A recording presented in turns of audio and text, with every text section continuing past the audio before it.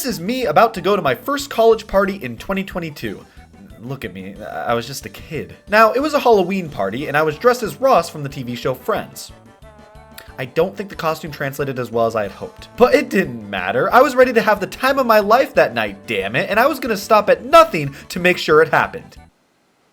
I should have stopped sooner. After experiencing my first college party that night, I think it's safe to say I've had my fill. So, let's discuss. The party was held at the house of one of my friend's classmates, and I didn't anticipate how big or small this house was going to be or how many people were going to show up, but after getting there, I can safely say the two metrics didn't complement each other. I swear, there must have been at least 40 to 50 people at this party, which may not sound like a lot, but this party was not big enough to fit that many bodies. I was constantly bumping into people and stepping on random feet, and trust me, if I wanted to get that up close and personal with people, I would have picked the second one. And listen, my body already maintains temperature well as is.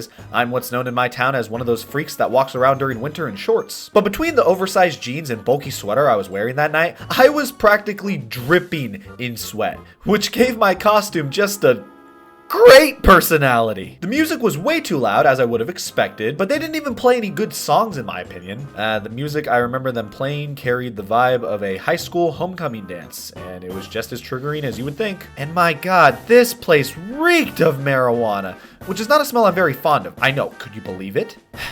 Okay, if it wasn't already obvious enough, I wasn't a fan of the experience I had that night. It wasn't the worst night of my life, but that's probably just because I haven't experienced it yet. Now, to be fair, some could argue it was a result of the quality of the party I went to, but more could argue it was the quality of the migraine I had. So, you may be wondering, would I ever willingly go to another party? Well, after pondering that myself for a while, I came to a realization.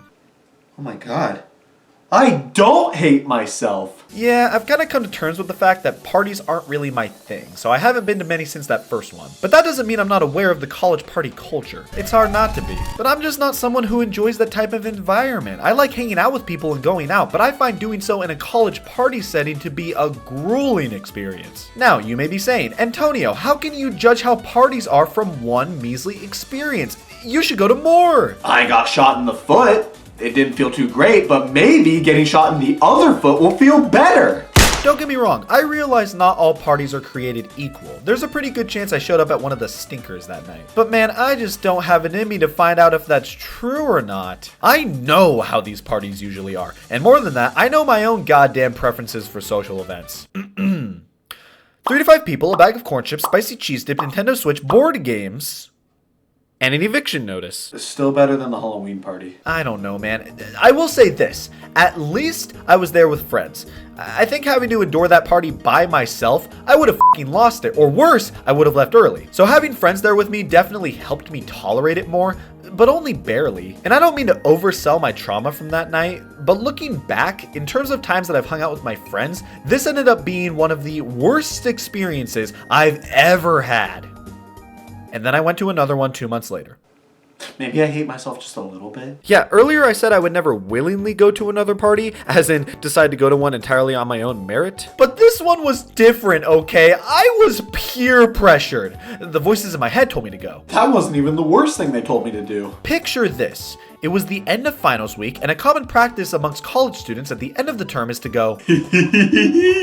So, one of my friend's friends decided to throw a small house party to commemorate our accomplishments that term. I was mainly convinced by my friends to go, but hey, I was open to the idea of at least stopping by for a bit.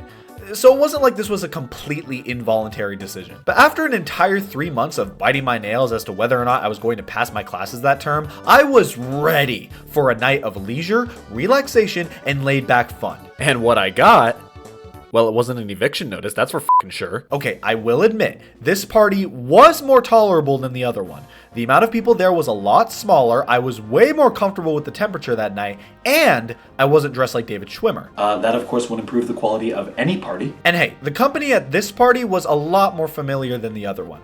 I actually knew a solid amount of people there, which made it way more enjoyable.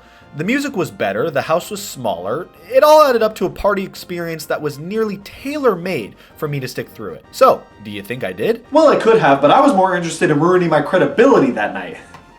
I went home and played Mario Party. Listen, man, I appreciated this party, but at the end of the day, I just wasn't into it enough to justify staying for longer than, like, 15 minutes. And it's nothing against the host of the party at all. Man, I just wanted a relaxing time that night, and this event was not exactly a day spa. I just think that when all is said and done, I'm not a party guy.